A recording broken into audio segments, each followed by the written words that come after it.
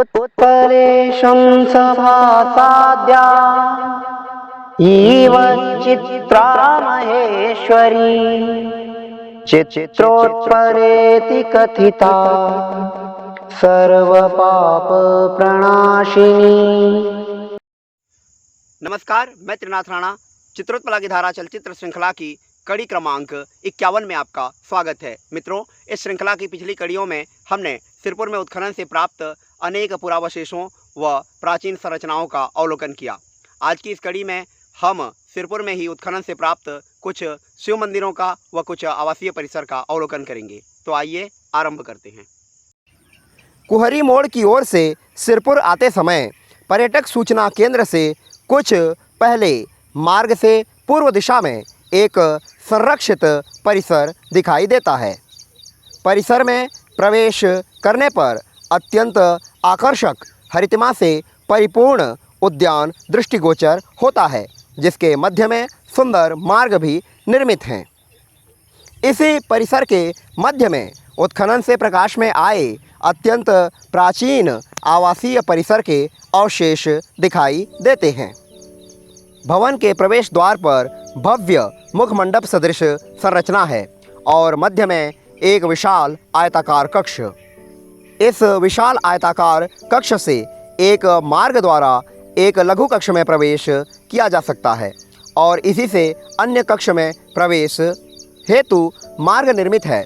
इन दोनों लघु कक्षों से दक्षिण एवं पूर्व में एक गलियारा सदृश कक्ष स्थित है, जो इस भवन को रोचक बनाता है।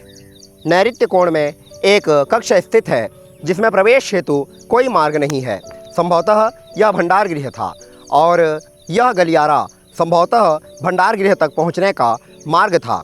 भंडार गृह में सुरक्षित मूल्यवान वस्तुओं की सुरक्षा हेतु यहाँ पहुँचने हेतु गलियारा निर्मित किया गया है, जो अत्यंत घुमावदार है। साथ ही गलियारे में प्रवेश करने हेतु दोनों केंद्रीय कक्षों से होकर आना होता है। अतः गृह स्वामी की अनुमति के बिना केंद्रीय कक्ष में, गलियारे में अथवा भंडार गृह में प्रवेश अत्यंत कठिन है।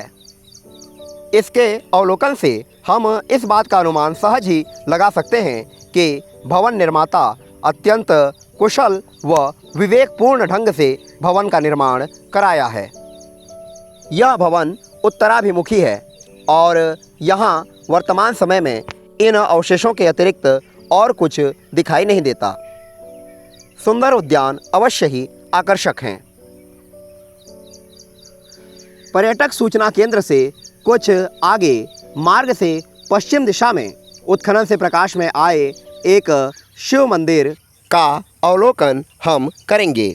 इस परिसर को SRP क्रमांक 17 नाम दिया गया है।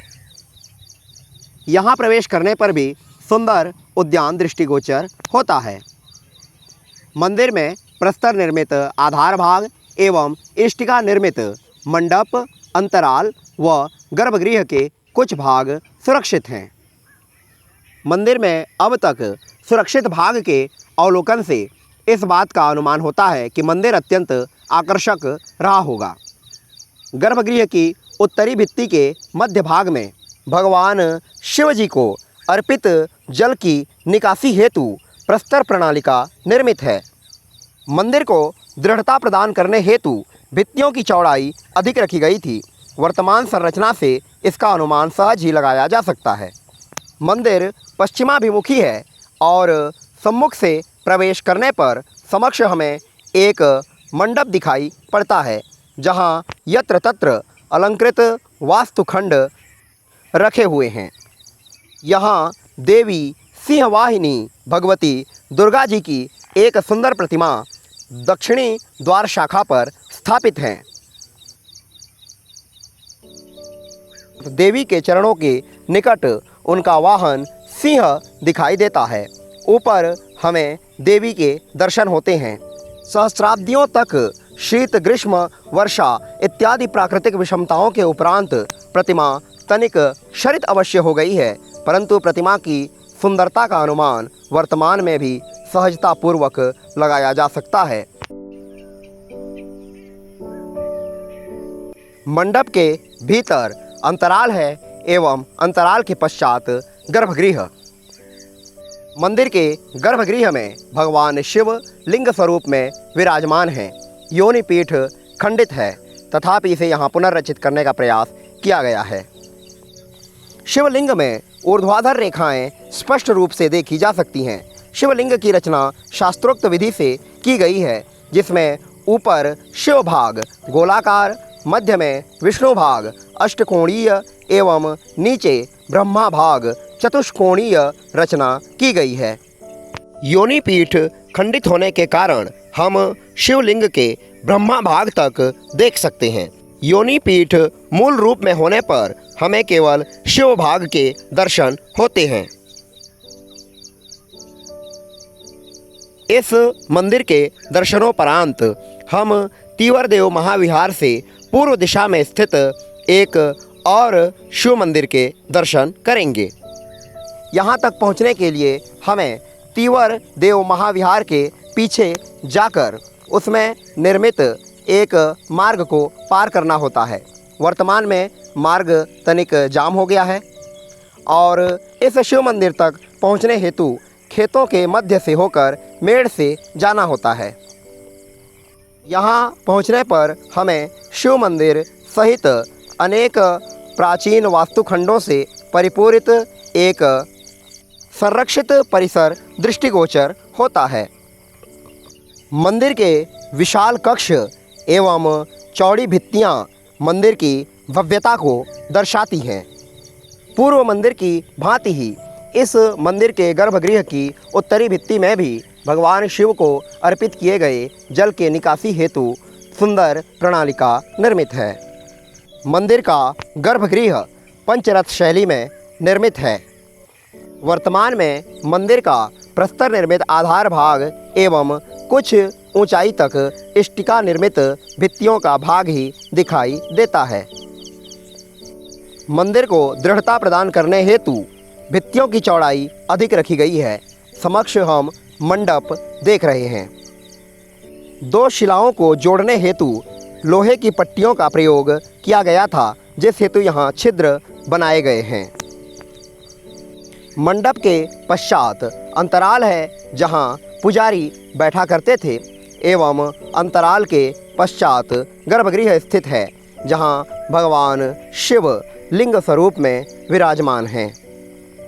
यहाँ स्थित शिव लिंग का निर्माण भी शास्त्रोक्त रीति से ही किया गया है, अर्थात ऊपर का शिव भाग गोलाकार, मध्य में विष्णु भाग अष्टकोणीय एवं नीचे ब्रह्मा भाग चतुष्कोणीय स्वरूप में निर्मित किए गए हैं।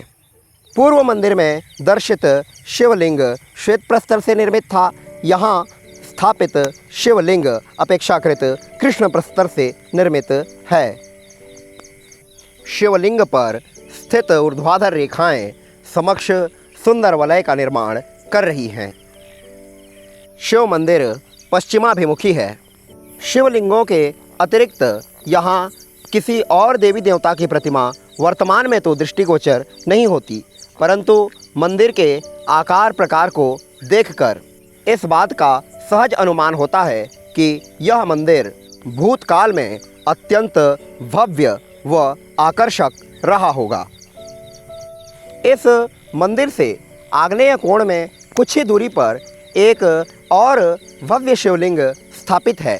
यदि हम यहाँ भी स्थित एक मंदिर माने तो इस प्रकार के 3 और मंदिर अन्य तीनों कोणों में भूतकाल में रहे होंगे, अर्थात यह मंदिर भी संभवतः पंचायतन शैली में ही निर्मित किया गया है। मंदिर के बाहर आग्नेय कोण में स्थित यह शिवलिंग भी शास्त्रोक्त रीति से निर्मित है व अत्यंत सुंदर है। मंदिर के दक्षिण दिशा में यत्र तत्र बिखरे अन्य पुरावशेष व भवनों के भाग दिखाई देते हैं, जिससे पुजारी निवास होने का अनुमान लगाया जा सकता है। लक्ष्मण मंदिर की ओर जाने वाले मार्ग में रायकेरा तालाब से पूर्व मार्ग से पूर्व दिशा में एक अत्यंत प्राचीन एवं भव्य शिव मंदिर दिखाई देता है। अनेक भित्तियों से युक्त विशाल यज्ञ मंडप एवं विशाल गर्भगृह युक्त यह एक भव्य मंदिर है। वर्तमान में इसके कुछ ही भाग दिखाई देते हैं। समक्ष ही हमें मंदिर का प्रवेश द्वार एवं एक लघु कक्ष के प्रस्तर निर्मित आधार भाग तत्पश्चात प्रस्तर निर्मित सोपान दिखाई देते हैं। सोपानों से आगे बढ़ने पर अनेक भित्तियों युक्त कक्ष दिखाई देते हैं। यहाँ एक बाह्य भित्ति और उसके मध्य अत्यंत अल्प अंतर रख करके पुनः एक भित्ति, तत्पश्चात कुछ अंतर रखकर पुनः एक भित्ति की रचना की गई है। इस प्रकार भित्तियों की विशिष्ट रचना इसी मंदिर में दृष्टिगोचर होती है। गर्भगृह की बाह्य भित्ति के तीन ओर एक और सुदृढ़ भित्ति स्थित है। दोनों भित्तियों के मध्य एक विस्तृत अवकाश तीनों ओर छोड़ा गया है। इसके प्रयोजन पर निश्चित रूप से कुछ कह पाना कठिन है। इस मंदिर के मंडप को तीन भित्तियों से युक्त बनाया गया है और मध्य में भव्य वर्गाकार यज्ञकुंड स्थापित किया गया है।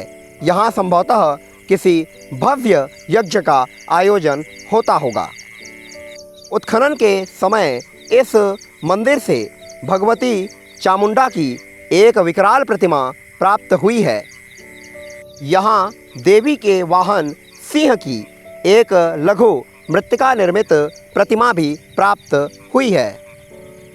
यह मंदिर पूर्ण रूपेण पश्चिमाभिमुखी न होकर तनिक नैऋत्य कोण की ओर मुड़ा हुआ प्रतीत होता है, तथापि हम मंदिर को पश्चिमाभिमुखी कह सकते हैं। यज्ञ मंडप के पूर्व में गर्भगृह तक पहुँचने हेतु सोपान निर्मित हैं। गर्भगृह के ठीक मध्य में वर्गाकार योनिपीठ स्थापित है।